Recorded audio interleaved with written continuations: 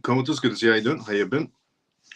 Don, evening, brother and CMF. Good to see you as well. Don, how you doing? How you been? Carol, good to see you as well, brother. How you doing? How you been? Good evening, Miles and family. Good to see you as well. Ian, how you doing? How you been? Jason, good to see you as well. How you doing? Evening. Dennis, good to see you as well. How you doing? How you been? Camel, I've been watching season 7 now. Billions. Let's go, Camel. How's everyone doing today? How's everyone's day? Good, bad, or just starting out, depending on where you are around the world. Stormy, good to see you as well. How you doing? How you been, Stormy?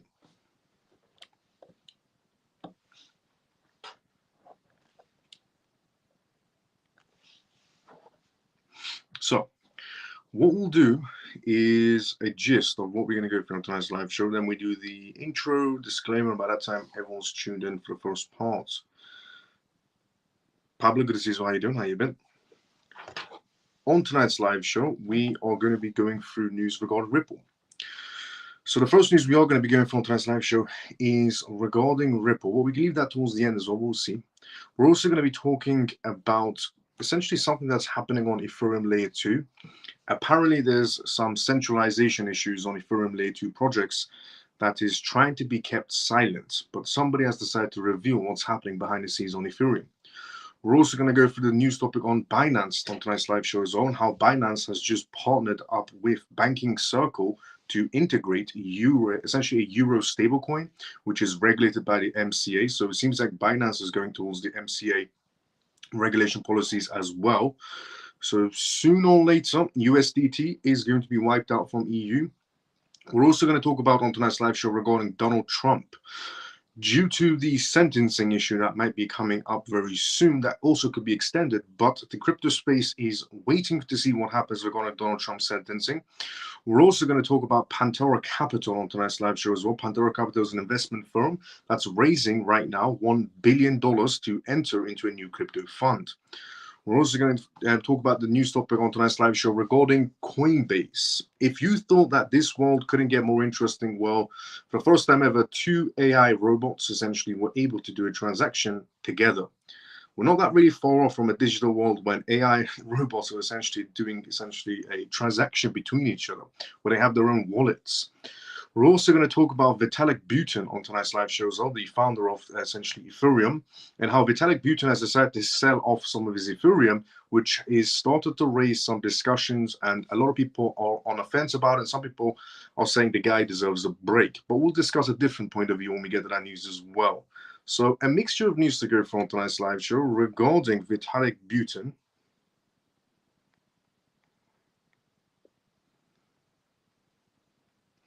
Regarding Vitalik Buterin, regarding Ripple, regarding AI doing essentially payments together, and regarding Pantera Capital raising funds, and Donald Trump as well.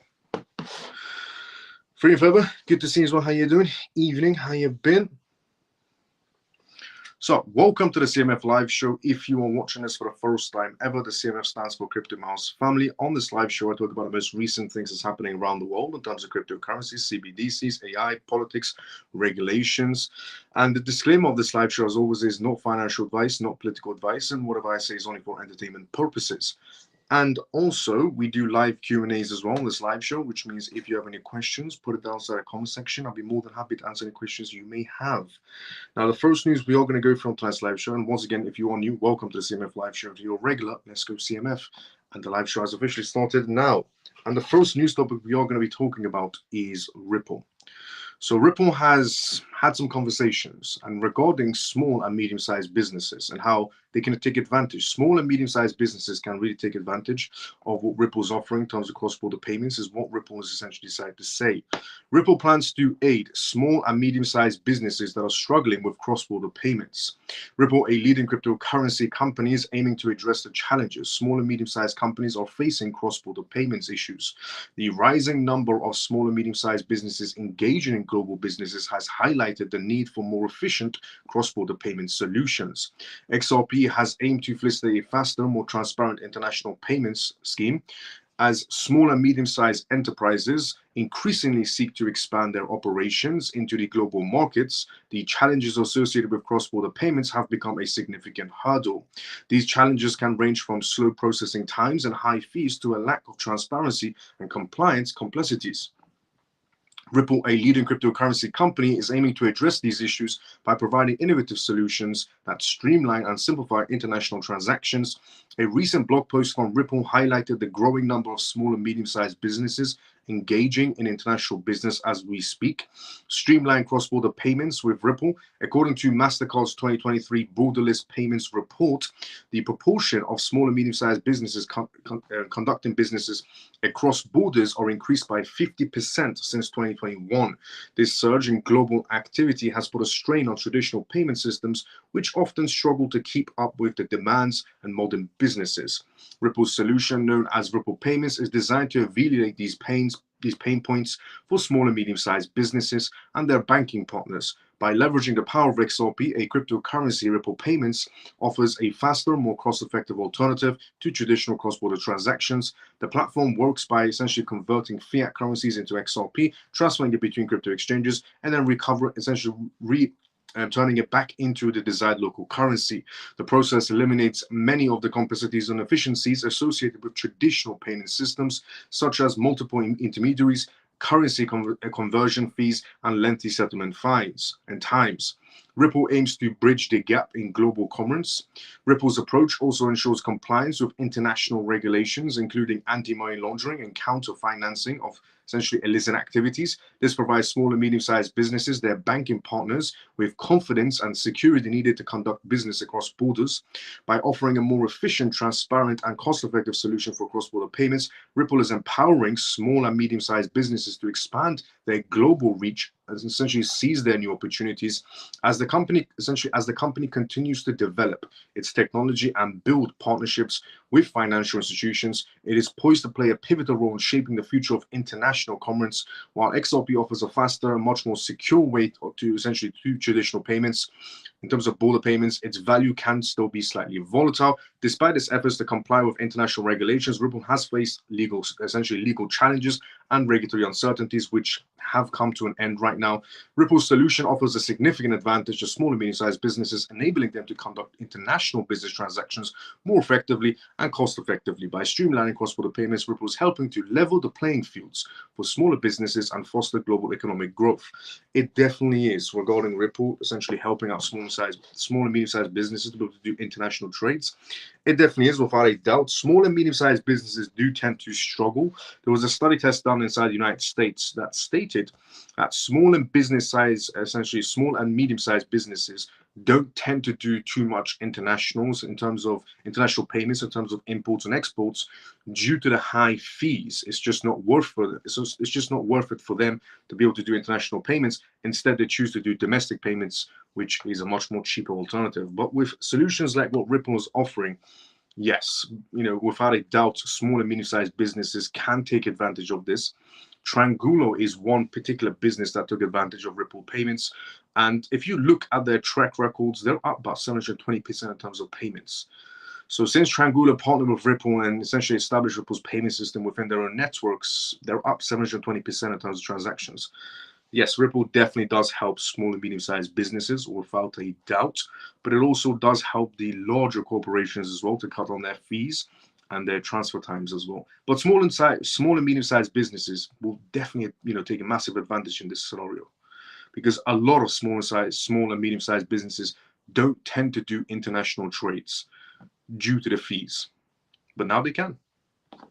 So it's happy news for small and sized businesses. And I've said this before, and I'll say it again: if you do own your own business and you're watching this live show, maybe it's time to start looking to crypto payments, is what I would suggest.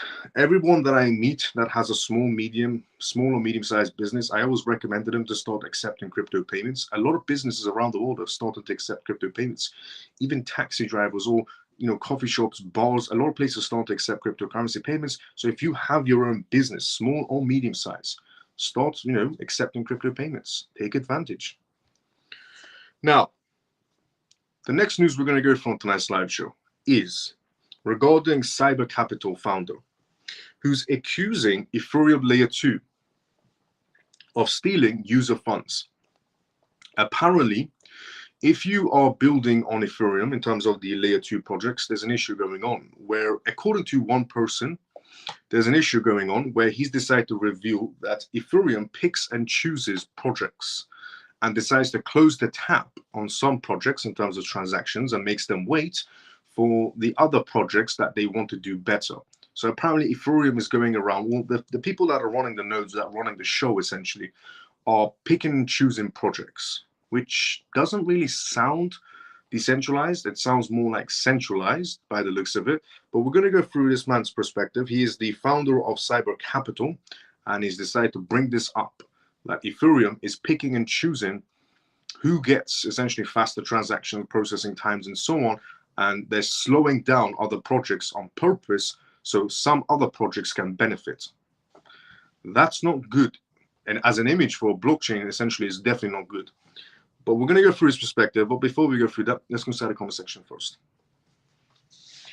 Will they still be doing large companies? They say they're going to focus on medium and small, but are they already doing large companies? You just answered my question. Thank you. No problem. Anytime, G. Evening, Miles and CMF. Manny, good to see you as well. How you doing? By the way, thank you so much to everyone that's retweeting the live show. I'm just keep on getting notifications. Someone keeps on retweeting the live show and liking the live show. Thank you so much to everyone. What up, Miles and CMF? Hope all is well. Ray, good to see you as well. How you doing? How you been? So, Ethereum. Is Ethereum picking and choosing who gets essentially the faster processing time on transactions? Because if they are, then it's not decentralized, it's centralized. Cyber Capital founder accuses Ethereum Layer 2 of stealing user funds. Justin Bones, the founder of Cyber Capital, sparked controversy by essentially leveling serious accusations against Ethereum Layer 2 scaling solutions. Justin Bones claimed that Layer 2s, which are designed to enhance Ethereum scalability and transactions throughput, are fundamentally dangerous due to their centralized nature. He argued that these solutions not only betray essentially the principles of decentralization, but also pose a significant risk to user funds. Justin Bones' case against Ethereum Layer 2 networks. Justin Bones' critique centers around the centralized controls of Layer 2 operators, on how they hold over their networks, which he claims allows them to pause or shut down services at will. This, Bones argues, directly contradicts with the essentially Ethereum of decentralization that Ether poses to be. Moreover, he accused these Layer 2 networks of stealing user funds. This comes aimed at the debut of Sony's Ethereum Layer 2 project, Sonia. Apparently, Ethereum, essentially Layer 2s, well, in his perspective, the operators of Ethereum's Layer 2 are picking and choosing which projects they want to progress faster in terms of payments. They're picking and choosing. They can also pause and shut down, which is what they tend to do. They pause one project, so another project can, essentially crawl past, while this one gets stifled. That's not decentralization. That's more like centralization, if that is true of what Justin Bones is saying, the founder of essentially Cyber. The funds this comes the debut of Sony's essentially plans. To support his arguments, Justin Bones listed 8 incidences where major Ethereum Layer 2 networks experienced outages or downtime, allegedly exposing essentially the vulnerabilities of these systems. He said, for instance, he pointed out to a 90-minute pause on the Linear network on June 2nd, 2024, as evidence of the centralized control that operators have over these networks. The halt was caused by a bug in the smart contracts, which was seen in other networks as well. He also cited similar incidences involving Starknet, Optimism, Zinc, Arbitrum, and Polygon, each resulting in downtimes ranging from 1 to 5 hours. According to Bones, these incidences reveal a dangerous trend which Layer 2 networks are facing.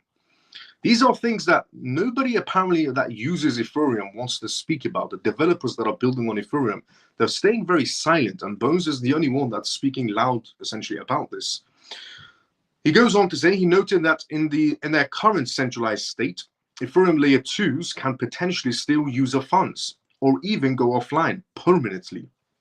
He further warned the possibility of hostile takeover of centralized sequences. This could essentially hold the entire network hostage, leading to catastrophic outcomes for users. None of this sounds like anybody should be operating on Ethereum. Again, if Justin Bones is saying the truth. Debate on scalability. Justin Bones' criticism extends beyond the specific essential incidences to question the overall direction of Ethereum's scaling strategy. He argues that the Ethereum community has made a frustrating bargain by sacrificing decentralization and security in favor of scalability through layer 2 solutions. In his view, this trade-off undermines the fundamental principle of blockchain technology and poses a significant risk to users. He also went on to say he also dismissed the concept of progressive decentralization, which many layer 2 developers advocate for. This approach involves gradually decentralizing the control and operations of Ethereum layer 2 networks over time. Whilst the end goal is to achieving essentially trust minimization similar to their Ethereum mainnets. However, Bones argues that this promise of a future decentralization is insufficient and does not justify the current centralized state of these networks. A counter perspective. So after Jones essentially posting this, the founder of this company posting what's wrong with Ethereum, how centralized it is, how Ethereum essentially operators decide to shut down projects whenever they want to, or pause transactions, or essentially pause projects whenever they want to favor other projects. After Bones is actually coming out with all this perspective, what he has experienced as a developer, as a founder of a company, people decided to counter his opinion. So Bones' thread quickly attracted responses from supporters of the layer 2 solutions of Ethereum, who challenged his views. One user argued that Bones was overlooking the concept of progressive decentralization and that the fact that layer 2s in their end state would derive most of their security from underlying Ethereum mainnet. The user emphasized that while layer 2s are not perfect, they offer a much more viable path to scalability than building entirely new layer 1 blockchains. They noted that this may never achieve the same level of security and decentralization as Ethereum. In response, Bones essentially consented some of the points raised, but maintained his stance against the promise of future decentralization. Bones said, "What do you mean future? We should be having essentially decentralization as we speak right now on Ethereum." He argued that this approach is a weak excuse essentially for not adapting truly decentralized technologies that exist today. Bones further asserted that the scalable layer 1s in the long run would be able to generate more revenue and achieve greater decentralization and security than Ethereum layer 2 solutions can ever possibly do. So apparently there are major issues and alarms going off regarding Ethereum on that basis from developers, not from the people that are holding Ethereum or trading on Ethereum. Some of them don't even know what's happening on the layer 2 solutions. Some of them couldn't care less.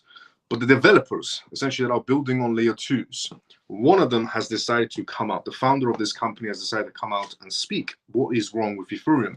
And, building on Ethereum has its downsides, which is it's incredibly centralized. And what's interesting is Ethereum is well known for being decentralized, is what essentially Vitalik Buterin always goes on about. Vitalik Buterin always speaks about how Ethereum is decentralized and everybody can have use of it and everybody can build on it and nobody can say anything. But from a perspective from essentially a company founder, it's different. Because from his perspective is, yes, you can build on it and anybody can build on it, but they can shut you down. They can essentially steal funds on Ethereum layer 2s. And they can favor other projects and close the taps, in his words, on your projects to favor other projects. That's terrible.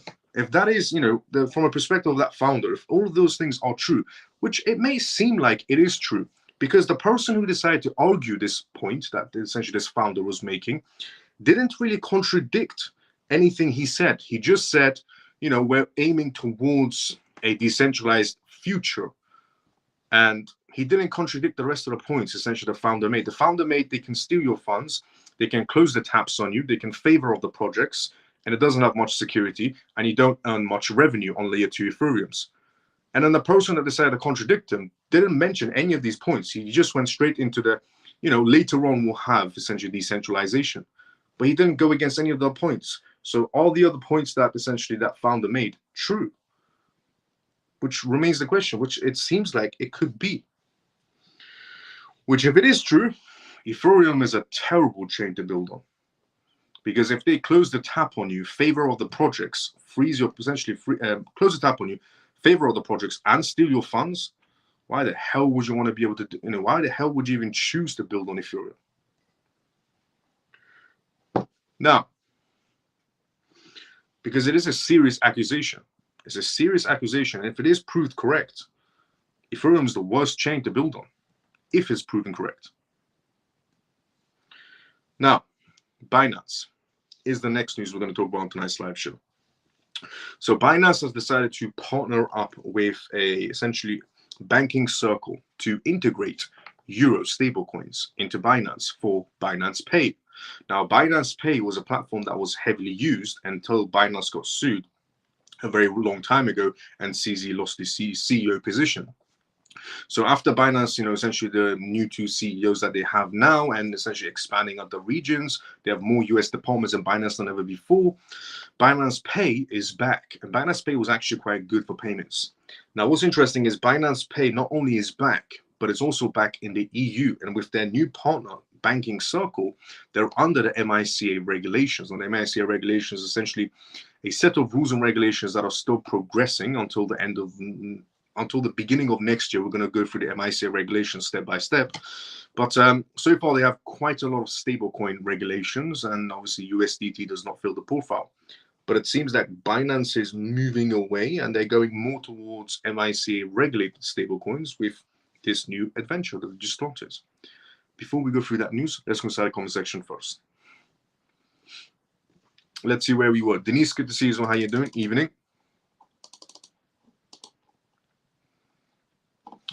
Denise, good to see you. How you doing? Mike, good evening. Miles and CMF, good to see you. How you doing? Good evening, Professor Miles and the rest of the family. Thank you, brother. Good to see you. How you doing? What have I missed so far? We've went through Ripple news so far and Ethereum news so far. So the Ripple news was essentially small and medium-sized businesses can really benefit from using Ripple's payment system, which was a blog post that Ripple released. And then the other news was regarding Ethereum being slightly dodgy, if it's proven to be true. Hi, Miles and family. Troy, good to see you. How you doing? Tanner, good to see you as well. Good evening, Miles and CMF. Let's go. How you doing, bud? Alex, hi, Miles and family. Good to see you. How you doing? By the way, this is a live show, which means it's a live Q&A. If you want to put a comment down inside the comment section, you're watching for the first time, go for it. We are live right now, as always, every single night on X and YouTube at the same time. That's why the comment section is mixed. Good evening, Miles and CMF. Bull XRP, good to see you. How you doing? Alex, good to see you. How you doing? Carol, hi, Miles and CMF. Good to see you. How you doing, Carol? How you been?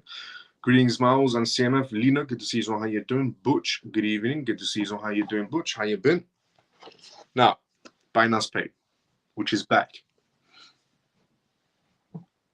Binance Pay partners with Banking Circle to integrate a Euro stablecoin. Binance Pay announced a strategic collaboration with Banking Circle to integrate Euro stablecoins into its payment platform. This agreement is an enormous advance ahead for Binance Pay, as it becomes the first digital asset trading platform to handle Euro's Banking Circle's MiCA compliant e-money token.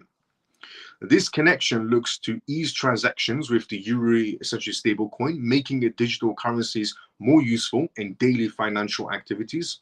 Binance recently revealed a zero-fee promotion on certain trading pairs, allowing customers to trade with no cost until further notice. Enhanced digital currency utility. Starting August 28th, 2024, Binance Pay users will be able to essentially transact in Euro stablecoins, and it's going to from 28th onwards. So right now we are at the 31st, but 28th is started slowly opening their gates. By the 1st, they should be fully open for everybody inside the EU.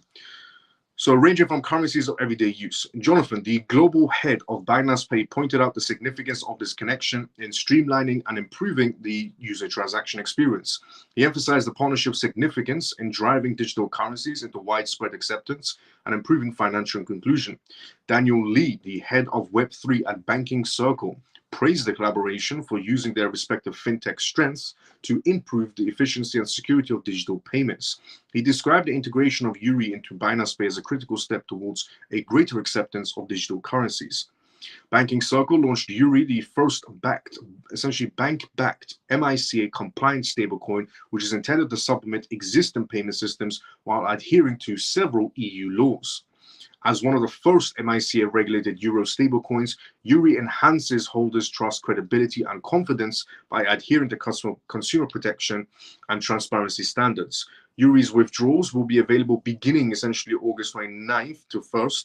Through users are encouraged to check their withdrawal page for real-time status updates. The merger highlights Binance Pay and Banking Circle's commitment to expanding the use of digital currencies and enhancing their acceptance in global payment transactions. The Euro integration is expected to facilitate innovation and the support of global adoption of digital assets. That's amazing news for Binance Pay, without a doubt, but it also does show that Binance in general is going more towards MiCA regulated stablecoins rather than non-regulated stablecoins inside the EU, which means the clock is ticking for USDT, because Binance has a few stablecoins on their platforms, and USDT being the number one, obviously, not just in Binance, but in essentially exchanges all around the world. And some have delisted it, and it seems like Binance is going towards more MiCA regulated stablecoins. So the clock is basically ticking for USDT inside Binance in the EU. Crypto market is the next news we're going to talk about, is regarding the crypto markets, but brace as Donald Trump's sentencing approaches. So Donald Trump's sentencing is getting closer and closer, and the crypto markets are waiting to see what happens as well. Now, the crypto markets will obviously react in a positive way if it gets extended or nothing essentially happens and doesn't get essentially sentenced. And it will essentially go in a much more negative way if he does get sentenced as well. Now, the crypto markets brace as Donald Trump's sentencing approaches. The crypto market is on high alert as former President Donald Trump potential sentencing draws near. Scheduled for September 18th, the event has attracted market eyes, with reports suggesting the New York State National Guard is preparing for possible unrest. The former U.S. president legal team continues to push for delays and move to a federal court, adding to the uncertainty surrounding his future and the market's reaction. Scrutiny tightens in Donald Trump's face in terms of potential sentencing. The anticipation surrounding Donald Trump's sentencing has led to a flurry of preparations in New York. Laura, a Trump supporter, claimed on social media that the National Guard troops have been stationed in the hotels near NYC courthouse. Meanwhile, she cited a federal law enforcement source who believes the Guard's presence is due of fears that New York police unions are planning a mass, essentially, of Outsick Day on September 18th. According to Luma, this potential action is a protest against the former U.S. president's prosecution, with many officers reportedly unwilling to participate in what they see as political prosecution. It seems like New York police officers do not want to arrest Trump. It seems like September 18th is going to be the date where a lot of police officers in New York decide to go on a strike day, and they just don't want to arrest Donald Trump because the New York Police Department sees it as he did nothing wrong, and this is just a political movement to arrest Donald Trump, to stifle essentially him from the campaign of becoming the next president of the United States. In addition, aimed these unfolding events, the former U.S. team's legal team has been actively working to move his criminal case to federal court. They argue that the recent Supreme Court ruling granted broad immunity to presidents should allow them to be tried in a federal form. However, efforts to delay his sentencing continues to face pushback, with the Manhattan District Attorney's Office maintaining the Supreme Court's ruling has no impact on the case. The former U.S. president faces up to 4 years in prison, though he could receive a lighter sentence, such as probation.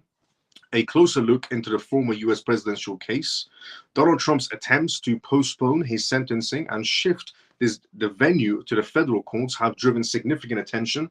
His lawyers have essentially argued that the ongoing proceedings are causing irreparable harm, and not just to the former president, but also to voters across the nation.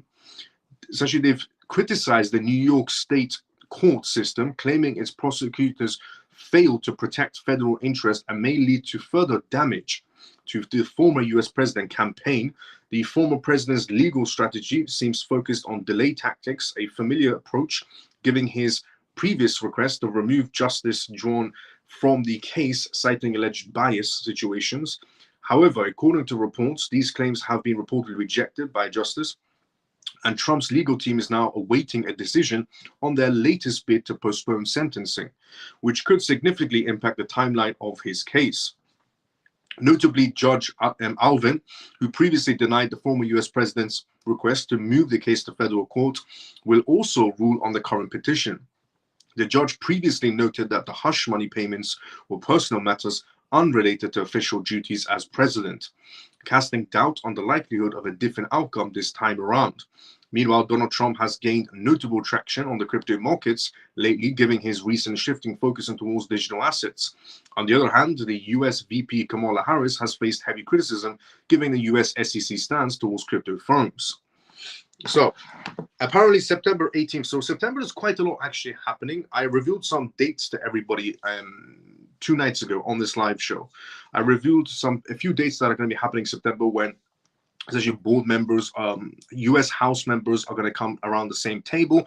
They're going to be discussing many factors regarding cross-border payments, regarding tokenization, regarding essentially decentralized finance, and regarding Gary Gensler, and regarding CFTC chairman Rostam Benham. A lot of things are happening on September 18th. They're going to be discussing a lot of crypto matters. At the same time, they're going to be discussing a lot of crypto matters from the US House. They're also going to be going through the September 18th situation with Donald Trump as his sentencing is coming up.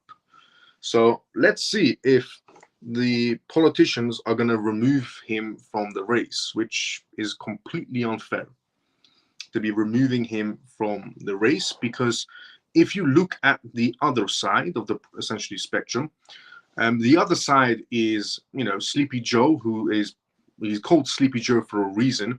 And then you have Kamala Harris, who has the brain cells of a fish. And then you have essentially Obama, who, and then on the other side, you also have essentially Hillary Clinton, who their entire family, the Hillary Clinton family, her entire bloodline is essentially filled with criminal activities. So, I mean, if you look at that perspective, you look at the other side, the other opponents, they're not angels, to be fairly honest, because one side is essentially pretending to be, complete angels. They've done nothing wrong in their entire lifetimes. And then on one side, you have Trump, who paid some hush money, and it's the end of the world. On one side, the criminal list is crazy. And on the other side, you have one guy that's paid hush money, which he shouldn't have done in the first place, not standing off anyone's crimes. He shouldn't have done in the first place. But the other side is no angels either. Yesterday, you revealed this news? Yeah.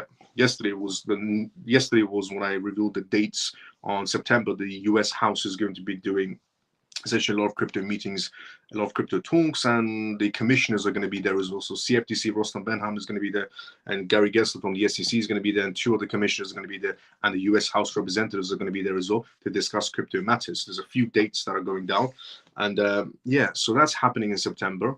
But also Donald Trump's sentencing is going to be around 18th of September as well.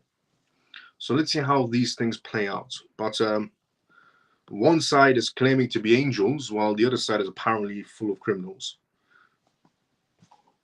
Let's see if they're going to remove him from the race or let him stay in. Now, obviously, there is a law inside the United States that you can still run from prison, but I don't think it's going to go that far. Glenda, good to see you. So how you doing? How you been? I missed yesterday's live. What did Jerome Powell said about the interest rates? Apparently, the U.S. economy is doing excellent, is what came out yesterday. Yesterday, there was a report that came out, and apparently the United States economy is doing excellent. I said, I don't know how, because not just me being confused. The analysts that read the report were also confused on how the U.S. economy is doing well, because nobody can explain this. I am waiting every word, trying to get a read.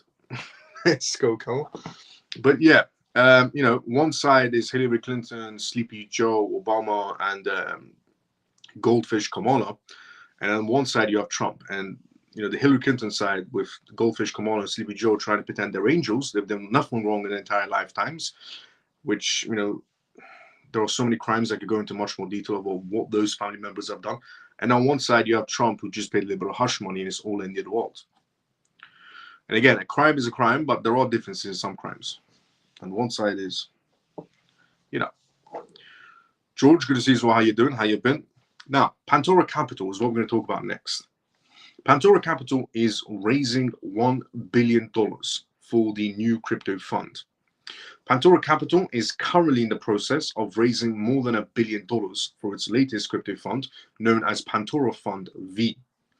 The reason why this company is essentially raising money is to enter inside the crypto space with a hefty wallet. Now, the investment firm is allocating funds towards an infrastructure project on the Solana blockchain. Connecting this recent initiative, its previous statement strategy, Pantoro Fund IV. In this earlier move, the company acquired Solana and established a vesting term of up to 4 years for investors. Pantoro Capital is anticipated to provide support to Solana and its ecosystem developers in order to facilitate an expansion requiring limited partners to make a minimum investment of $25 million. A prominent venture capital firm has made a substantial investment of $7.2 billion in Solana's ecosystem as well. They have specialized essentially invested into cryptos like some crypto projects, which now has a market capitalization of potential to increase before reaching its all-time highs. The community is implementing upgrades to enhance their networks, and multiple prominent carriers are essentially collaborating with this blockchain protocol. The analysts anticipate that this collaboration will contribute to the future of the growth on Solana's ecosystems. Hive Mapper Honey is a promising contender with the Solana ecosystem, aiming to challenge the dominance of Google and Apple Maps. It incentivizes drivers who provide driving data. According to experts, Honey's tokenomics are expected to officially manage inflation and facilitate the growth of the token. Is a prominent player inside the bridge play sector of the blockchain ecosystem. Jupiter is a decentralized exchange algorithm built on Solana's blockchain as well. Is also anticipated to experience growth in the future. The analyst points to the Jupiter stance to gain of more in terms of fees derived from all transactions occurring on Solana's network, hence the fostering of substantial growth for its native coin, Jupe. So, Pantoro Capital has just opened up their wallets and they're getting prepared for a $1 billion crypto fund to enter inside the crypto space. Now, they're all essentially aiming for the Solana ecosystem, which just goes back to what I previously said as well regarding the whole Telegram situation, where I said the reason why they're trying to remove Telegram, the reason why they even targeted Telegram is because of Ton's ecosystem climbing the ladder too quick. And I said, we've got to understand that there are much more essentially, we're not talking about the retail section anymore inside the crypto space. We are talking about major corporations that are inside the crypto space. And I listed the amount of major corporations inside the crypto space, especially in different crypto projects. And I mean, you can see who's really backing these crypto projects. Massive venture companies are backing these projects. But it's a shame that it was happening to Telegram. Now, Coinbase. Coinbase announced first cryptocurrency trade between two artificial intelligence. So if you thought this world can't get much more weirder, it just did with Coinbase doing this. Coinbase recently made headlines by completing the first cryptocurrency transaction managed entirely by an AI bot. But it wasn't AI bot to a human, it was AI bot to another AI bot doing crypto transactions. According to the statement, although it processes brokers do not have access to traditional essentially bank accounts, so robots, obviously AI robots do not have access to traditional bank accounts. They can, however, have access to crypto wallets and make transactions using USDC on the Base network. Coinbase CEO Brian Armstrong highlighted the importance of this development and said, AI bots can't have bank accounts, but they can have crypto wallets. They can use USDC on the Base network to transact with humans, merchants, and other AIs. Armstrong essentially said that while technology is advancing, the inability of AI to perform operations is a major hurdle. Today, if you give an AI agent a task and come back in a few days or a few hours later, it can't do anything useful. That's partly to a limitation of technology itself, and products like Deviant.ai are coming close to solving that. But another reason is that AIs can't do essentially processing in terms of transactions to get the resources they need. I said this once and I'll say it again. Coinbase has a lot of money or a lot of time on their hands. Regarding the ventures they keep on starting out, their first venture was essentially everybody giving access, giving access your cold wallets to AI. Imagine giving ChatGPT access to your cold wallet was one venture Coinbase was thinking about starting up, which I think they dropped that entire idea and they decided to shift the focus on AI doing to AI transactions instead of you giving access to an AI robot to your entire cold wallet, which was a terrible. And then Coinbase is also ventured out to a new idea as well, where they're going to be introducing social credit systems on your wallets, is what Coinbase is doing as well. So Coinbase is going to give everybody a credit score on their wallets, wallet addresses. If you do a lot of transactions and you process a lot of transactions in a very good way, which means you're not scamming people from your wallet, you're going to have a very high rating credit score, which shows confidence that if anybody does send you money, they know it's a secure wallet and it's a genuine person or genuine company or whatever because of your credit score on your crypto wallet. On the other hand, if you don't use your wallet a lot, you have a very low credit score, which it's stupid. And then on the other hand, if you scam people, you have a bad credit score as well. So those were the first ones. I mean, Coinbase is venturing out quite a lot. So either Coinbase, as I said, has a lot of money on their hands or a lot of time on their hands. But their new idea regarding Coinbase essentially doing AI to AI transactions is an interesting one. How you doing, Miles? A bit late. I'm doing great. Good to see you, Kali, watching. Let's go. Let's go start a conversation once again. Hello, everyone. I apologize for being late. I tried I'll try to be the first daily. Hello, CMF and Miles. Let's go, Scott. Good to see you, brother. Watching. Let's go, Camel. Stormy. Let's go. And Kali, good to see you. How you doing? All these bots, how do we have a chance? In terms of AI bots, how do you have a chance competing? Zero. You can't compete with AI robots when they do eventually essentially take over quite a lot of jobs. Competing is not an option whatsoever.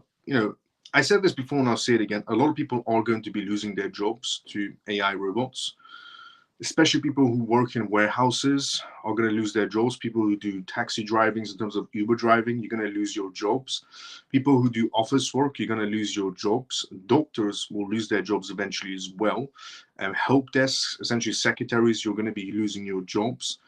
There's a list of people that are going to be losing their jobs. There was actually a study test done of how much of a percentage of AI is going to take over. And it's crazy the amount of people that are going to lose their jobs. Now, on the other hand, the people that are least likely to lose their jobs for a while is anybody that does manual labor. So according to that study test, people who are essentially secretaries are losing their jobs. People who are taxi drivers are losing their jobs. People who are essentially doctors eventually, lawyers eventually. Office workers straight away will be losing their jobs one by one. Warehouses losing their jobs. Baristas, if you work in a coffee shop, you're losing your job. Restaurants, you're losing your job. Waiters, you're losing your job. CEOs even might get replaced by AI as well. But anybody that does manual labor, according to a study test, is perfectly still good of having a job. So if you're a plumber, you're still good. You have a job. If you're an electrician, you still have a job. If you're essentially a builder that builds properties, you still have a job for a while, depending on different jurisdictions. But anybody that does manual labor still has a job. Anybody that has any sort of office types of works, losing their job eventually.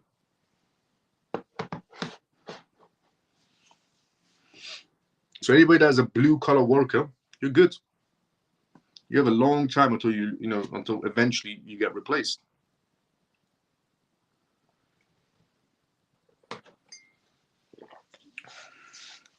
Hi, Miles of CMF. Below, good to see you. How you doing? Did I miss any exciting news, bro? Yes, one at the beginning, but I'll go towards it right at the end again. Good to see you, brother. How you doing? So, on all these bots, how do we have a chance? Zero. You have zero chance against AI, and the only thing you can do is be inside the crypto space, benefit from the crypto space, benefit from blockchain technology. There's an old saying: when everybody was working on the farmland, tractors came out of nowhere, and the people that got essentially the people that were able to drive the tractors, use the tractors, and learn about the tractors got to keep their jobs. Everybody else fired. So how you can always essentially maintain some sort of a job or some sort of a role in society is essentially, is essentially adapt. If you adapt, you essentially will always have a role in society. If you don't adapt, you get left behind. And I said this to everyone as well. I said, if you do have kids, if you are a parent and you're watching this live show right now, if you are a parent and you do have children that, you know, go to education and so on, put them in blockchain technology. You know, put them on a course where it's either them learning about AI or learning about blockchain technology. If you want your kids to have a future in this digital world we're going to be living in, if you put your kids towards blockchain technology or AI technology, they're going to have a very prospering future ahead of themselves. But if they essentially swayed away towards any other adventure, it's not going to be ending very well. Because by the time they make it out of university, they're going to have no jobs. Because AI has pretty much taken over. So if you do have kids and you are watching this live show, have a conversation with them and put them on the right track of blockchain technology or AI technology.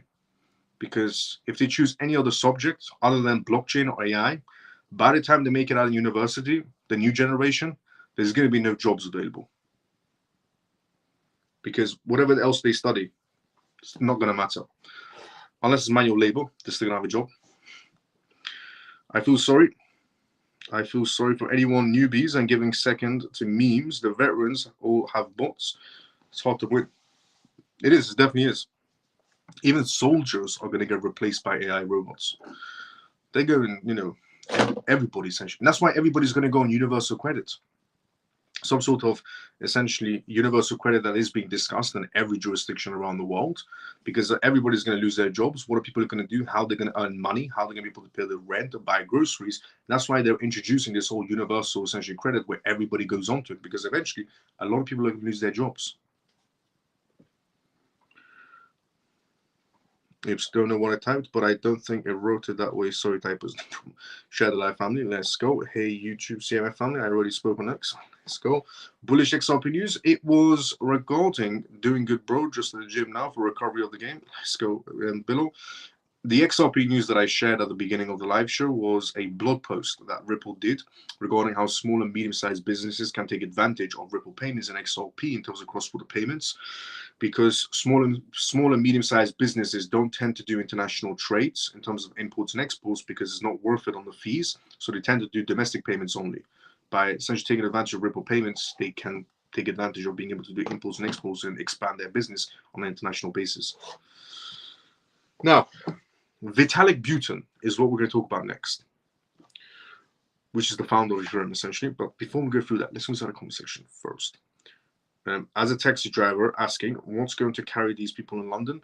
Kali, it's going to eventually be just driverless cars, which is a concept that's already working in California.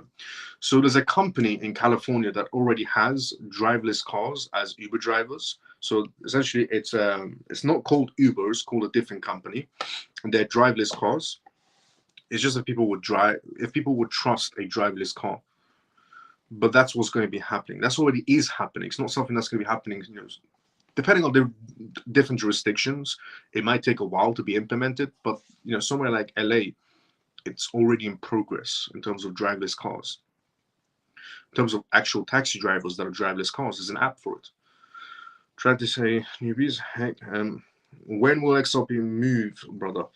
Well, they need to pay the fine. That 60-day period needs to pass, and the second green line needs to come through. Miles, what do you think about XDC and XLM? Any movement expected in the next few months? Regarding XDC and XLM, they're both going to be in the same category of XRP, which is regulations. Those two projects are going to be just like XRP. They need some sort of regulations in place for cross-border payments to happen. So they need cross-border regulations for them to be able to do payments with banks, other banks working with other banks around the world in different jurisdictions. So domestic payments can be possible with some regulation policies, but to be able to do international trades, you need regulations in place for cross-border payments. Like, for example, Russia. Russia passing essentially cross-border payments regulations is what needs to happen around the world. So, because somebody asked me a while ago, you know, XRP is regulated, why isn't it being used? XRP is regulated, why isn't it being used?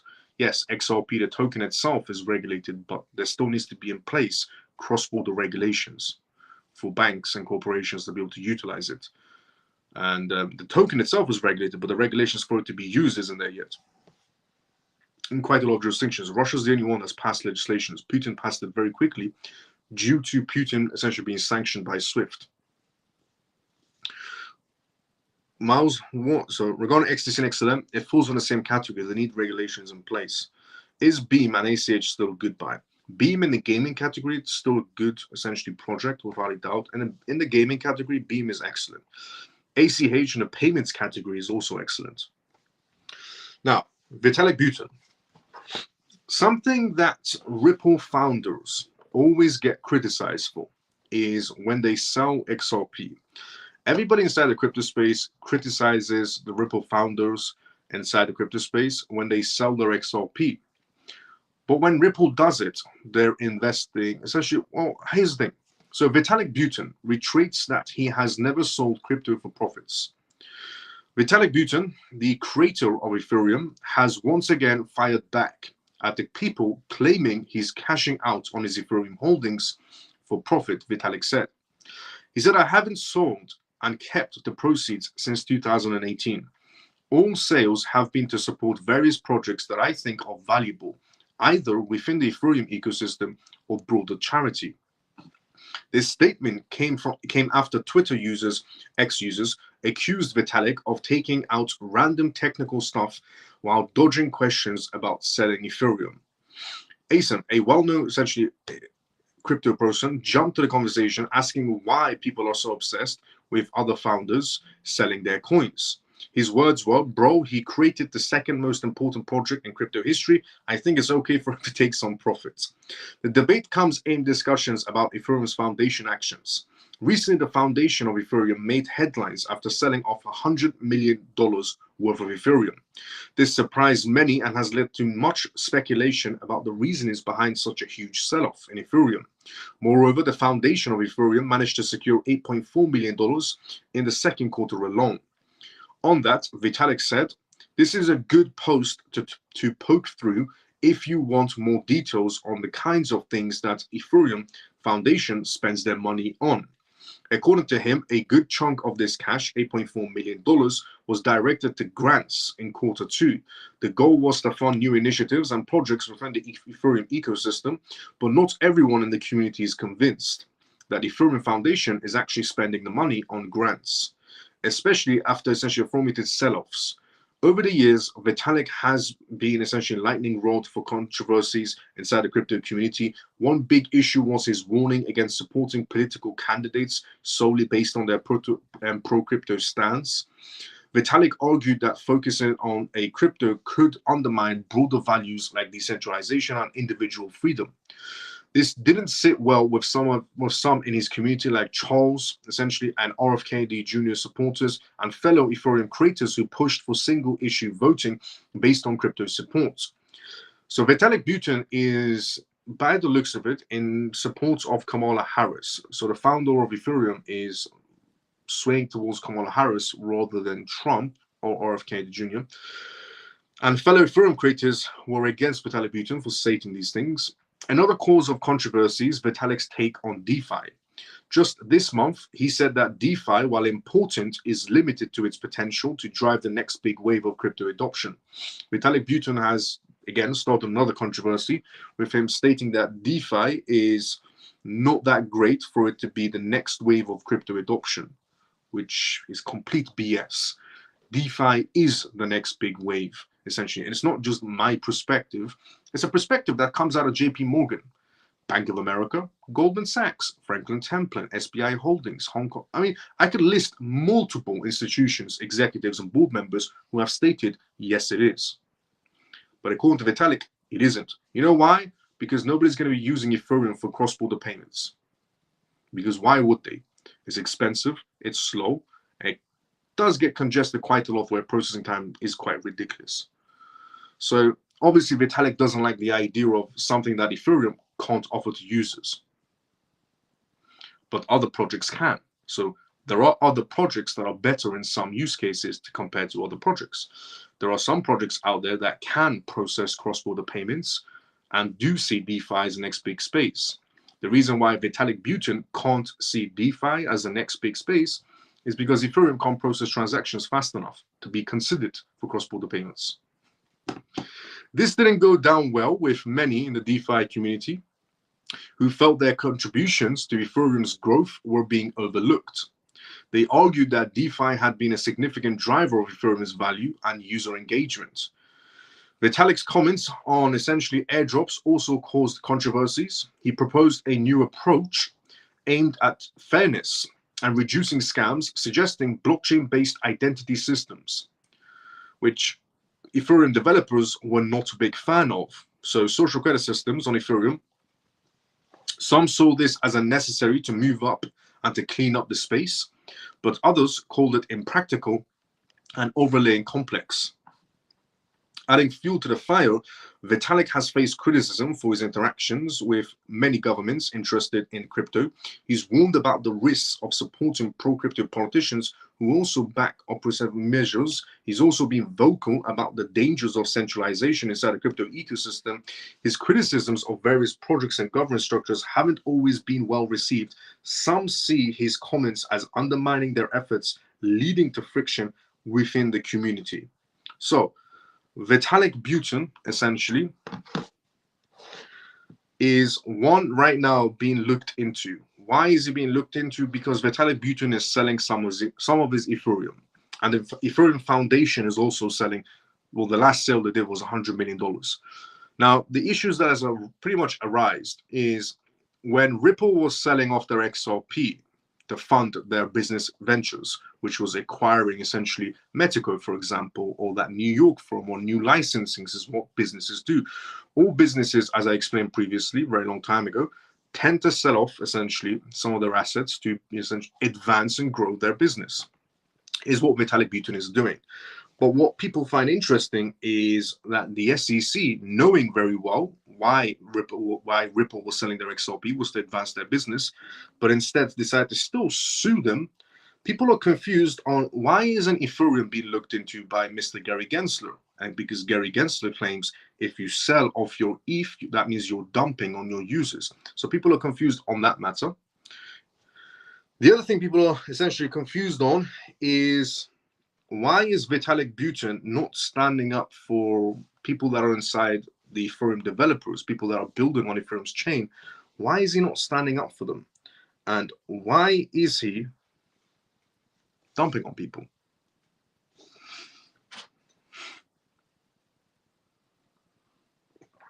And why is he introducing social credit systems on Ethereum? And why is he against DeFi or against pro-crypto politicians? Which is odd. If you're a founder of a crypto platform, you should be in favor of pro-crypto politicians. You should be very pro for crypto politicians.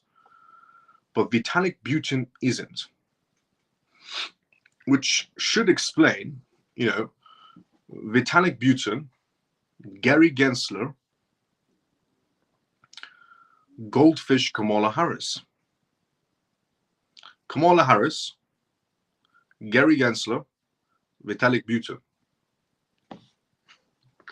I mean, the reason why maybe he's not being looked into, the reason why Vitalik Buterin is indirectly suggesting you shouldn't be going towards pro-crypto politicians. There's only two politicians right now going for presidency inside the United States. Number one, Donald Trump, pro-crypto. Number two, Kamala Harris. Why is Vitalik Buterin saying you shouldn't vote for somebody just because they're pro-crypto? Is it because Kamala Harris, Gary Gensler, Vitalik Buterin?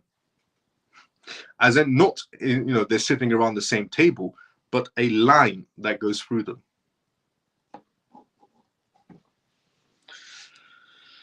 If you don't mind me saying, that is, do you hold Ether personally? Do I hold Ethereum personally? No. God, no. I only use Ethereum for transaction purposes, for gas purposes. Mouse for other projects, for layer 2s and so on. I use Ethereum for gas purposes because there are a lot of great projects built upon it, like ACH. It's an incredible project. And Amici Page just had a new partnership as well. Miles, my nephew, wants to know if ICP could or would shoot up to $100 range. Your nephew wants to know if ICP is going to go towards the $100 range. Look, anything is possible inside the crypto space, but that seems slightly impossible. Look, ICP is nevertheless good project, but it's a project that's being promoted at something it can't do. So the answer to that of $100 is no, or consider variable change. Is what I would say. Consider variable change. Is a pump expected once, or actually, there's one more on top. I read somewhere that XRP and XLM are the same in group category and waiting for the same thing, correct? Regarding XRP and XLM being inside the same category, they're on essentially in similar categories, XRP and XLM. Their charts do tend to follow each other. If you do look at the charts between XRP and XLM, it's pretty much matching. And are they in the same category? Yes, it is the payments category. So the reason why also that they're matching each other as well, because they're all inside the same groups. World Economic Forum, International Monetary Fund, Bank of International Settlements, they're both inside the same group. Is a pump expected once Ripple pays the fine? Once we do find out that Ripple has paid the fine, slightly, yes. But there's still that 60-day period where the SEC can appeal. The 60-day period ends in September. I'll put it inside a Telegram group. Once that 60-day period pretty much ends, it's when we can go, finally, everything is finished. So we can expect a little bit of a rise. Miles, I read that one. Do you hold Ethereum personally? No. If you don't mind me saying that is, no problem. My entire portfolio is on Telegram. I don't mind it whatsoever. And happy Pisces, good to see you all. How you doing? How you been? Troy, good to see you all. Thank you. No problem.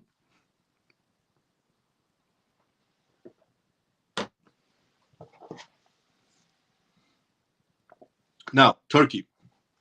Turkey says we would like to become a member of BRICS.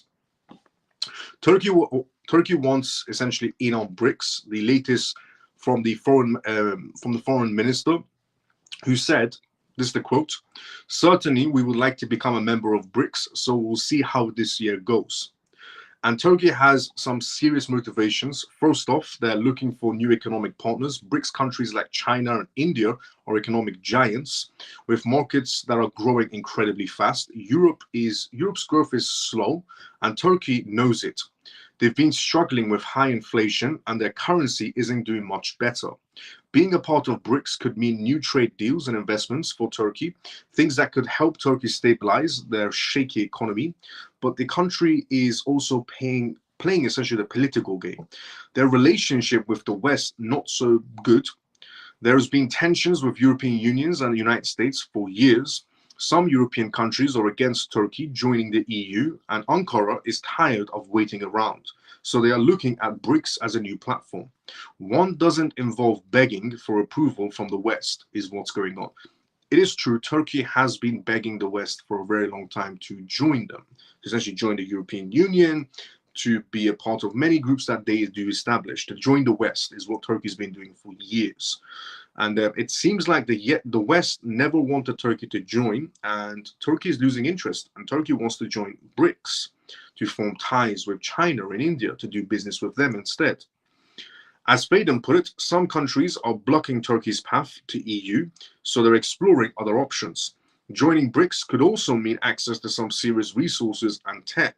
China and India are leading the pack in these areas, and Turkey wants a piece of that pie.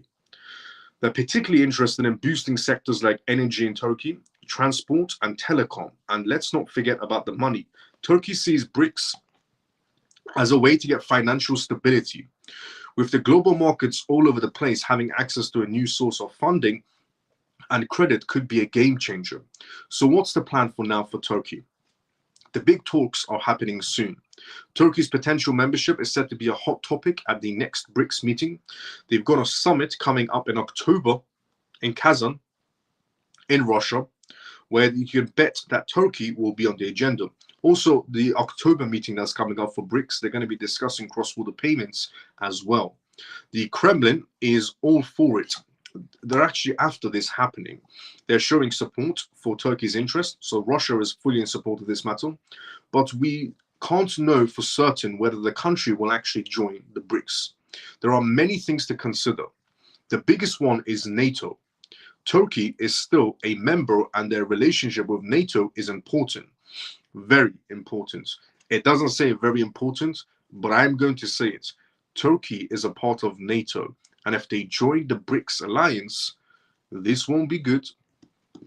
They have to balance that with their BRICS ambitions, because Turkey is a part of NATO. And if Turkey is going to be joining Russia and China and, essentially Iran, it's not a list that Turkey should be associating with if you're a NATO country. So the biggest one is NATO. Turkey is still a member, and that relationship with NATO is important. They have to balance that with the BRICS ambitions.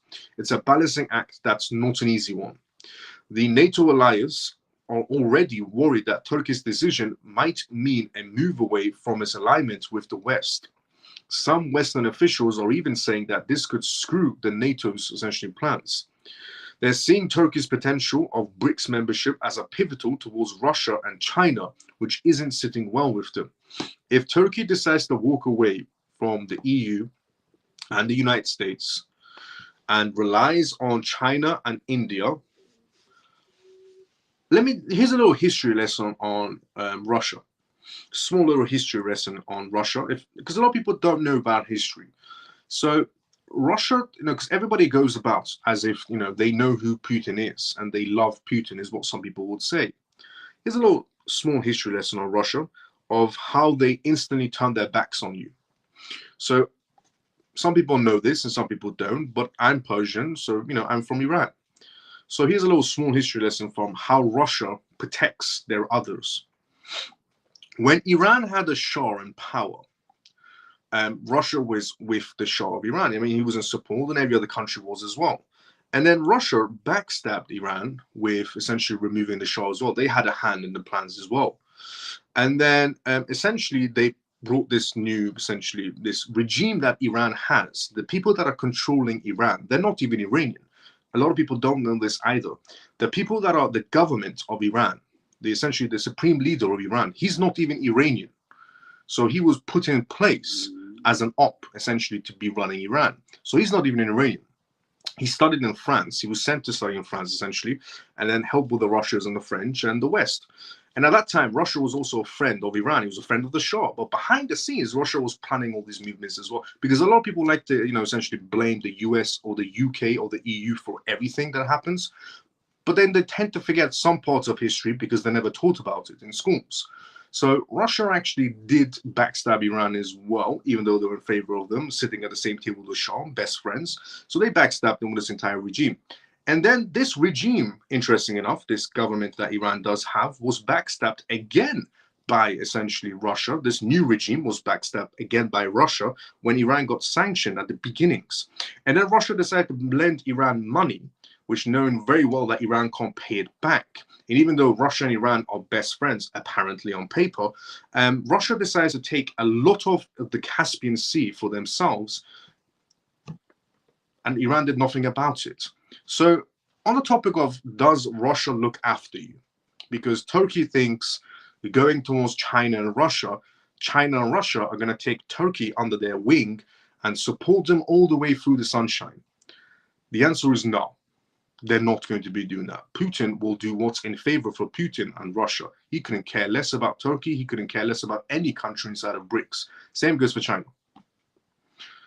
China's long history of backstabbing goes very far as well. But so does the other countries as well. I'm not just saying China, Russia are bad. Every government has its negative sides, pretty much zero positive. But there's a little history for you right there of Putin and Russia, of how much do they support you when you go under their wing. They bully you into giving up your land. They backstab you, change your entire country's regime. And then when the new regime comes that they put in place, they backstab them also and then steal their land. So there's a little history lesson for you right there of, if you do, essentially think that Putin is a great man, or China's a great place, or any other jurisdiction, or any other government. Well, the point I'm trying to make is politicians, don't trust them. So if Turkey is thinking about, going under their wing, going under Russia's wing is a better solution, it isn't. And let me say this, why would I go too far? Let's just come a little bit more forward, fast forward on that matter. India is a part of BRICS, no? It's India, essentially Russia, China, South Africa, and Brazil. They're, the main original members of BRICS. So why go too far? India, part of BRICS. What's BRICS' motto? Accepting currencies, multiple currencies. Everybody gets to accept each other's currencies. Why use one currency? When India tried to buy oil from Russia, Russia didn't accept the Indian rupees because Russia said it's useless. And they would accept either Russian rubles, some Russian rubles, and the rest in US dollars. Even though India is a BRICS member, and this was during BRICS, India is a BRICS member, Russia is a BRICS member, and Russia didn't accept Indian rupees because they said it's worthless. Russia said they couldn't accept Indian rupees because it's worthless. So they asked India to either pay for their oil trade in Russian rubles, some in Russian rubles, and the rest in US dollars. Interesting enough, the same dollars that everybody goes, BRICS is moving away from. They're still using it. So here's a little history lesson, because a lot of people, don't know these facts and they just assume somebody's so great. When it comes to a politician, a prime minister, or a president, none of them are great. There's always the dark side that some people do know and the majority don't know. But yeah, if Turkey is thinking about going under their essentially shield, let's see how that one goes. Well, that's a little history lesson right there.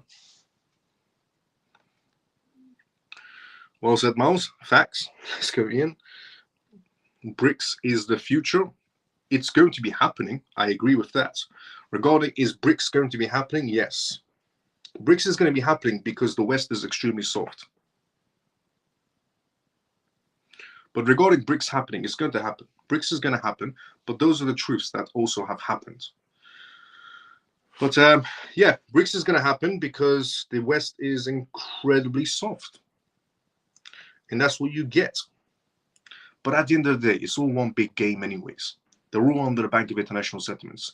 The US, Brazil, Russia, China, South Africa. So Brazil, South Africa, Russia, China, UK, US, Canada, Australia, Japan. I mean, the list just goes on. They're all under the Bank of International Settlements. All of their centralized banks are under the Bank of International Settlements. So even the BRICS nations that pretend to be by themselves, they're under the Bank of International Settlements. And the Bank of International Settlements is the banks of all centralized banks. 63 centralized banks are under it. So yes, they tend to hate each other on the news, but in reality, they're also sitting at the same table. They just backstab each other.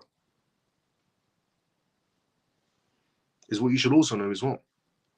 So on the news, they hate each other, and in reality, they're sitting next to each other in the Bank of International Settlements. They just tend to backstab each other. But regarding BRICS happening and so on, yes, it's going to happen either way. And they're going to go in CBDCs because the Bank of International Settlements wants it.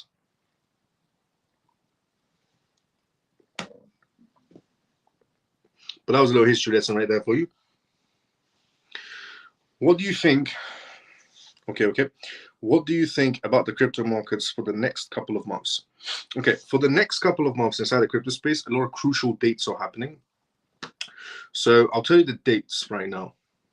So for the next couple of months, we have major, regarding interest rates is going to be a big topic, because are we going to have interest rates or are we not going to have interest rates is what's going to be happening.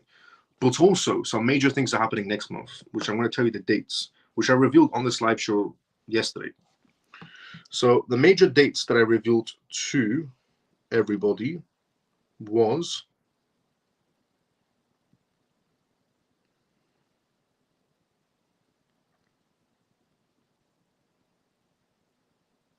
here we go.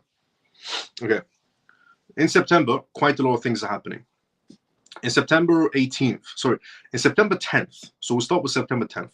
So put these in your calendars, is what I said yesterday. The first hearing is set for September 10th, which will focus on DeFi. What is this hearing about, and who are these people? The US House Committee. The US House Committee is going to be examining crypto issues in September. So September is going to be a very crucial month for the crypto space, because the US House Committee is going to be having a sit down. They're going to have a sit down and they're going to be discussing. The first discussion is going to be around DeFi, and that's going to be around September 10th. Then their next discussion is going to be around September 18th, where they're going to be discussing other scenarios of DeFi projects and tokenizations and essentially cross-border payments and SEC enforcement actions of how Gary Gensler has done his job so far. So September 18th is essentially when they're discussing Gary Gensler. September 23rd, the US House Committee is going to have everybody come to the US Committee, and Gary Gensler from the SEC, and Rostam Benham from the CFTC chairman. So the CFTC chairman, Rostam Benham, is going to be there. The SEC chairman, Gary Gensler, is going to be there, and two other commissioners, and the entire House, US House Committee, is also going to be there as well on September 23rd, where they're going to be discussing essentially who should be taking over the ranks. Is it Gary Gensler that should be still progressing forward with regulations, or should it be Rostam Benham, the CFTC chairman? So September is going to be a crucial moment. But the best part is about this 23rd September meeting is that the CFTC chairman said that he would regulate the entire crypto space in under 6 to 12 months. In under 6 to 12 months, Rostam Benham, CFTC chairman, said, I will regulate the entire crypto space. 6 to 12 months. He said, give it to me, I will regulate it 6 to 12 months. So the best part about 23rd of September is Rostam Benham is going to be in the same room as SEC chairman Gary Gensler. That's going to be an interesting debate. If they get to speak to each other, or is it going to be just facing the US House Committee? Either way, they'll be in the same room, and they both want to take over. So September is quite three crucial dates that I just revealed is going to be happening in September. We're also going to have obviously Jerome Powell keeping on updating everybody on rate cuts matter, the US inflation getting to target 2% and so on. So on September 18th, we're also going to be having Donald Trump sentencing situation, which is going to have some sort of an impact on the crypto space. If he gets sentenced, then it's going to have an impact on the crypto space. If he doesn't get sentenced, it's going to have an impact on the crypto space. So September, just next month, I mean, is going to be quite a crucial month. A very crucial month. So, and that's just September. Following forward from the other month, from September, we're going to go through more situations with Jerome Powell essentially stating rate cut scenarios and so on. We're going to have other jurisdictions going into rate cuts. The EU is looking into a rate cut scenario as well. We're obviously going to have the US presidential election as well. That's going to be quite impressive as well to see what the outcome of that is going to be. That's going to be impacting the crypto markets in a positive or negative way as well. It's obviously not going to make cryptocurrencies blast away into the moon when whoever is announced of having the most amount of votes going on, but it's going to affect the market space, crypto and stock market. So starting basically right now on the 1st, we're already at the 1st right now, because it is 47 right now on the side of the UK. So this month is going to be quite crucial for the crypto space and the stock market. Next month is going to be quite crucial. The month after it is also going to be crucial, but this month, because of those dates, 4 dates this month. US House Committee, Gary Gensler, CFTC chairman, US House Committee, Donald Trump this month as well, sentencing. And then next month is going to be Jerome Powell discussing rate cuts, and many of the jurisdictions, the EU is thinking about the rate cuts, the UK is thinking about rate cuts, and so many of the essentially people. So, and then we have the presidential election. A lot of things are happening. So mark your calendars is what I would say. Thank you for the update. No problem, Yodon TV Pro. That's impressive. He will get the job, Miles. Definitely regarding him, CFTC chairman, Rostam Benham. He has to. I mean, it's the best solution. But he wants to make everything commodities. So CFTC wants to make everything commodities, because if they're commodities, then the CFTC can regulate them.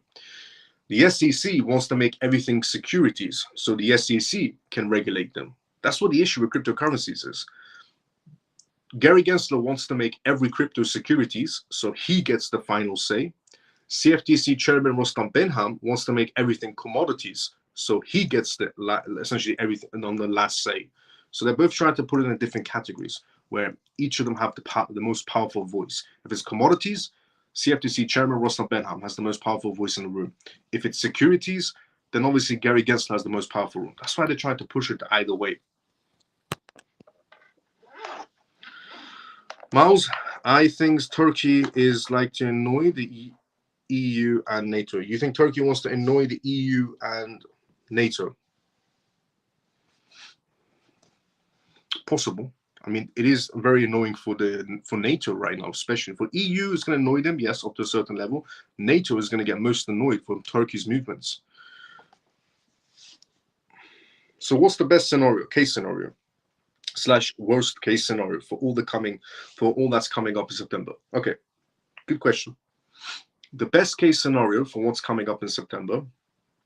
We'll do the worst case scenario first. It's all about money with Gensler. It is, it's facts. It's all about money with Gary Gensler. So we'll do worst case scenario September 1st, and then we do best case scenario. Worst case scenario of what could possibly go down in September is they have a US House committee and no direct policies are established or on the path to be established in terms of the first US House committee. And then the second US House committee is talking about Gary Gensler. They just talk about it and they don't take action on Gary Gensler's ridiculous movements inside the crypto space. The third House committee, Rostam Benham, Chairman Gary Gensler is going to be there, full US House committee is going to be there, and they just criticize them back to back and again do nothing about it. And then September 18th also comes around as well with Donald Trump and he gets sentenced. Those are worst case scenarios. The crypto market will be affected very poorly in that matter. Best case scenarios. The first US House committee comes up. They discuss DeFi is what they're going to be discussing. They're going to be discussing DeFi in the first one. And they go towards establishing some sort of format for a legislation to be in place and cross-border payments to be happening sooner or later inside the US for it to even be discussed, something that Russia has already passed in terms of cross-border payments. So first meeting comes up in the US House Committee. They talk about DeFi, they talk about cross-border payments, and they establish some sort of format and regulations. That's a good scenario. The second US House Committee comes up, and they talk about Gary Gensler and how incompetent he is, and how he sued the entire crypto space for no apparent reason, just to make the most securities so he can have final say. And that they criticize him and they try to essentially go after his job in some sort of a scenario to replace him, not to make him lose his job, because the US House Committee cannot make Gary Gensler lose his job, only the US president pretty much can. And then the third meeting coming up in the US House Committee, they give essentially more authority to Rostam Benham, the CFTC chairman, in the best case scenario, than Gary Gensler for regulating the crypto space. And also telling Gary Gensler to pipe down on suing too many crypto firms for no apparent reason. And then September 18th also comes around, and that Trump is not sentenced or is extended. Those are best case scenarios, and the crypto market will react in a positive way on all of those scenarios of regulation and format for cross-border and DeFi payments. Gary Gensler actually being told off and, maybe cutting his budget, because they can't make the guy, essentially get fired, but they can cut his budget. And also replacing more authority and power from Gary Gensler to CFTC Rostam Benham chairman. And Trump not being sentenced either or extended. These are all positive outcomes. And also essentially going to rate cut scenario as well. So that's the positive one, and the worst case scenario was the other one, where they just talk and do nothing as usual.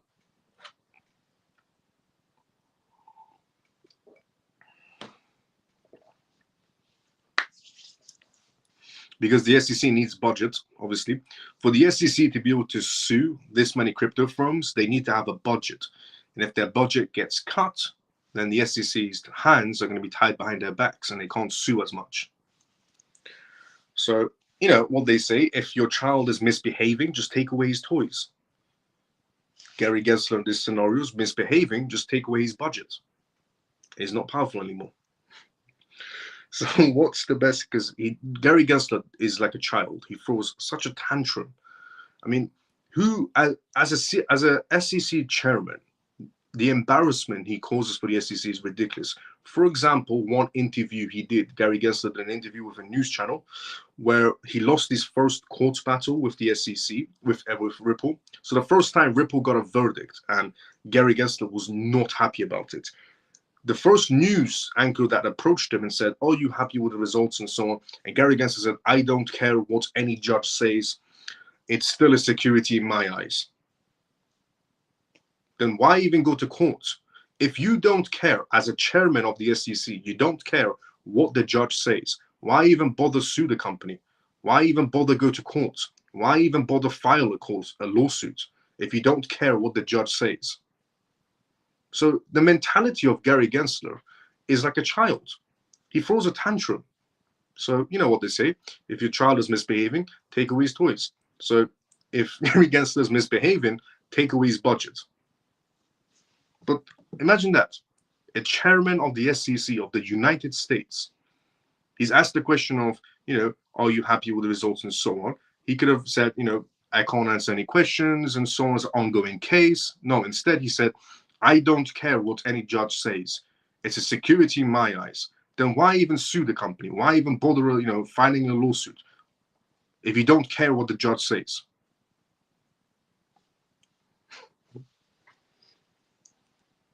But he's a child. Gary Gensler is a child that throws a tantrum when he doesn't get it his way.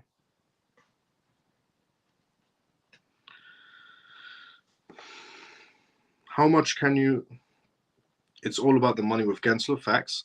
How much can he make? Well, apparently, according to his study test, Gary Gensler, since day one until now, Gary Gensler has made roughly about $100 million. Now, that's probably in stock options and so on and so on. But he entered broke and he came out rich. They will change the goalpost on Gensler. Yep, facts.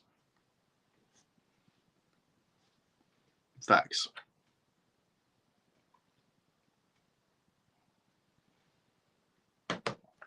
Also, we...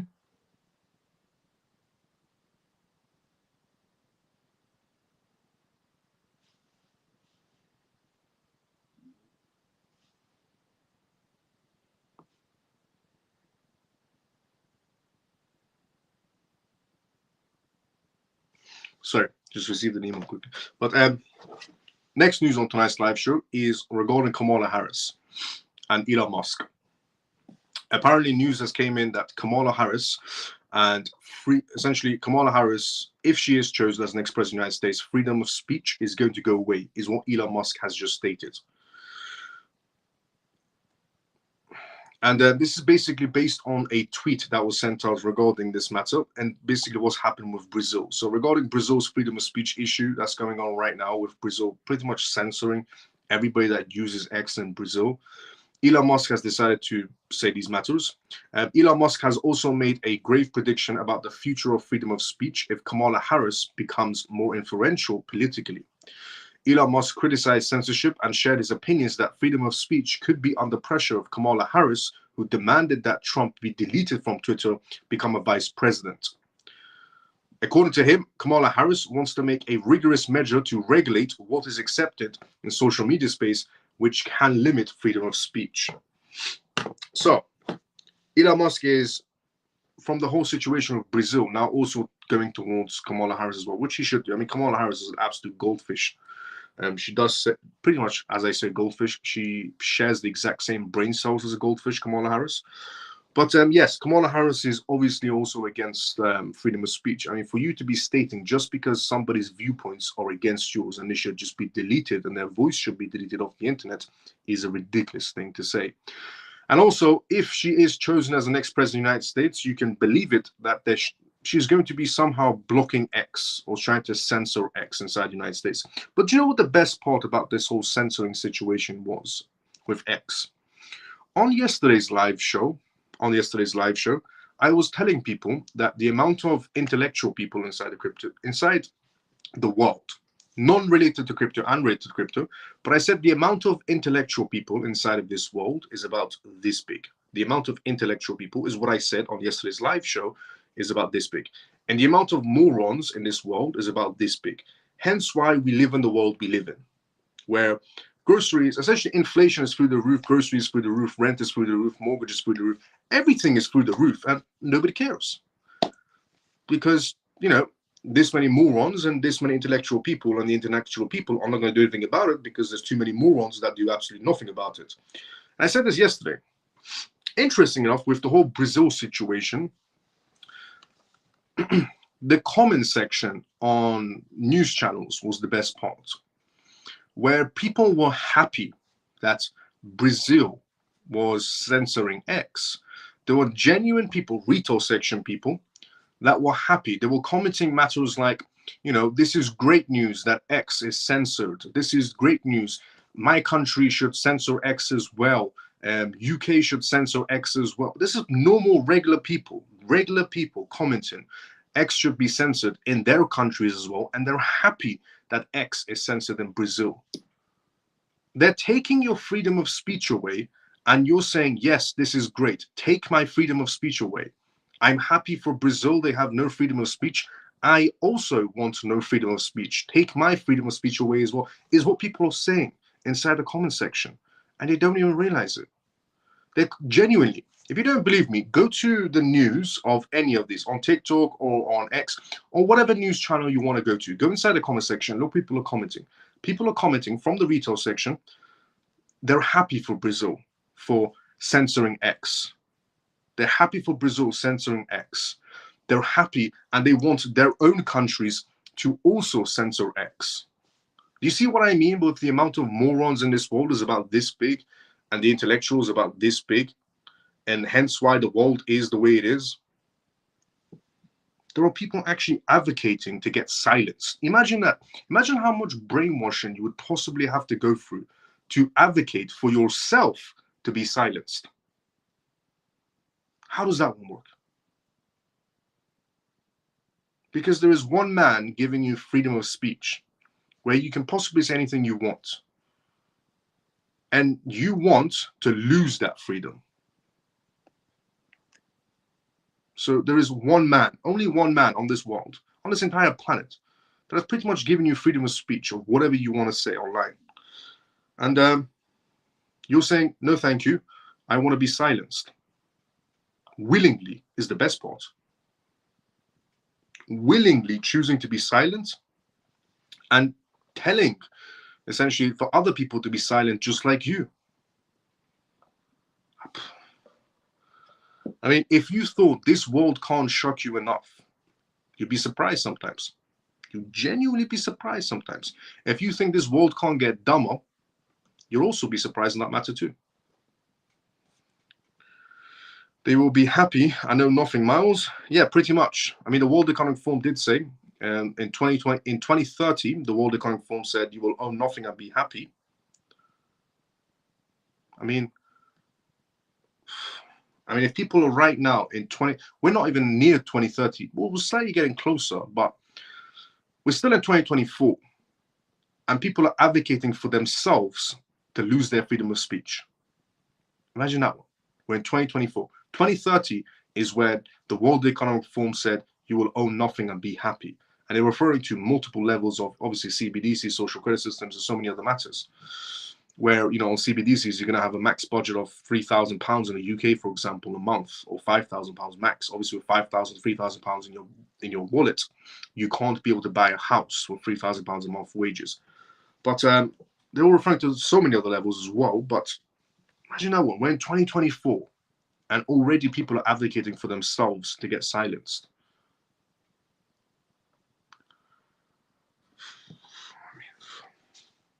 And people think this world is going to change. The only thing that can change this world is a miracle, not the people itself. The people on this world cannot be, the only thing, genuinely, the only thing that can change this world is a miracle. I'm not even joking. The only thing that can pretty much change this world is a miracle. It's not the people. The retail section are gone.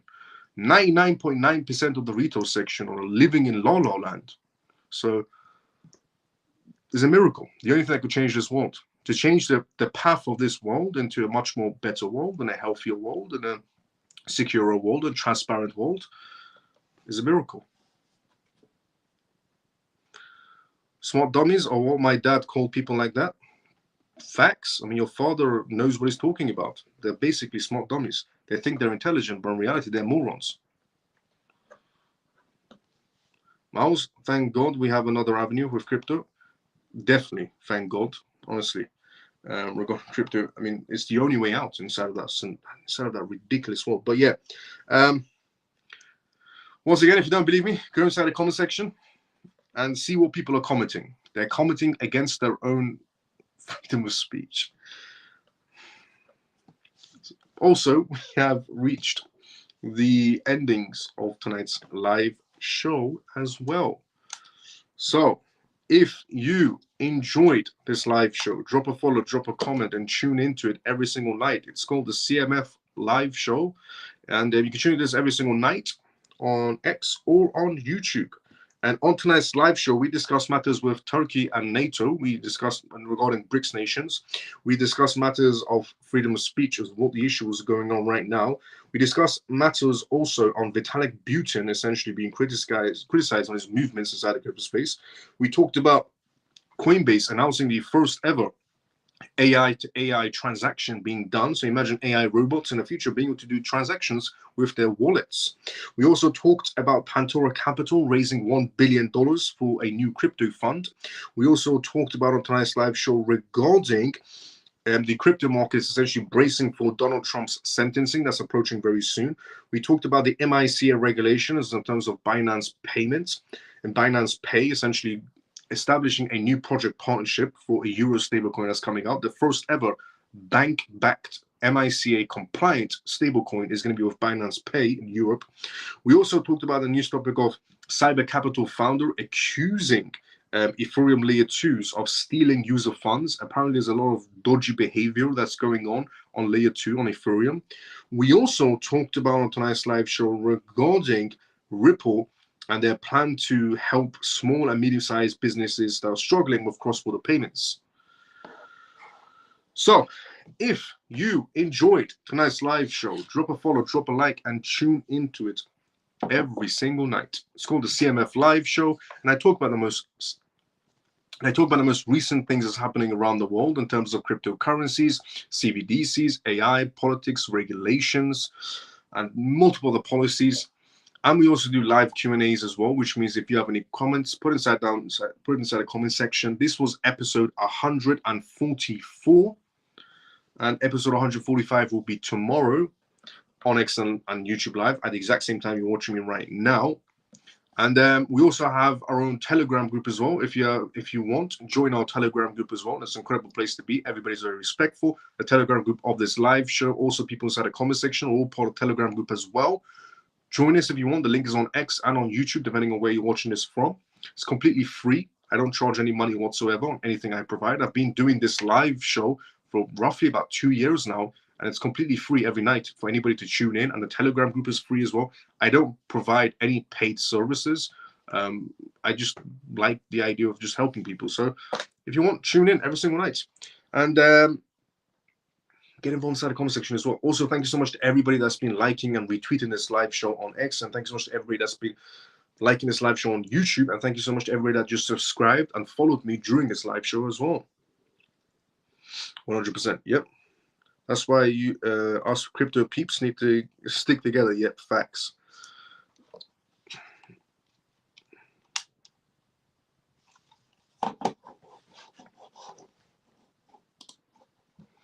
%. Good night, Miles and CMF. Thank you, Mike. See you tomorrow, but at the same time as usual. We need a miracle. Yep, facts. We're in too deep at this point. We literally take a miracle. All love though. Take care, Miles and family. Let's go. Ray, see you tomorrow, but at the same time as usual. Thank you, Miles. Stormy, see you tomorrow sometime as usual as well. No problem. Thank you, Miles, for everything. Scott, thank you so much as well for the kind words. See you tomorrow sometime as usual. Miles has always been free. Yes, free. Let's go, Scott. Good night, Miles, and the rest of the family. Funky brother, good to see you tomorrow sometime as usual as well. Good night, Miles. Great life. Thanks for all you do for respect. See you all tomorrow. Have a good one. Ian, see you tomorrow. Same time as usual, brother. Thanks for your efforts, Miles. Good night, everyone. Bull XLP, thanks so much for the kind words. I'll see you tomorrow sometime as usual as well. I'm investing in Miles. Let's go, Scott. Good night, Miles and CMF. Thanks, Miles, for keeping us all on the straight and narrow. Let's go. Another great job tonight, Miles. Thank you so much, Scott, for the kind words, brother. Good night, Miles and CMF. Callie, good night. See you tomorrow, same time as usual. I will see. Miles, how do I donate? Scott, with the symbol, there's a dollar symbol, I'm guessing from the on the YouTube bar. But when we get to that time for the CMF hedge fund. Good night, Miles and CMF. Stormy, see you tomorrow, same time as usual as well. Thank you so much for the kind words. See you tomorrow. I will see everybody tomorrow, same timing as usual. Everybody have a great day or a good night, depending on where you are around the world. I'll see everybody tomorrow, same time as usual. Everybody have a great day or a good night, depending on where you're around the world. CMF, see you tomorrow, same time as usual.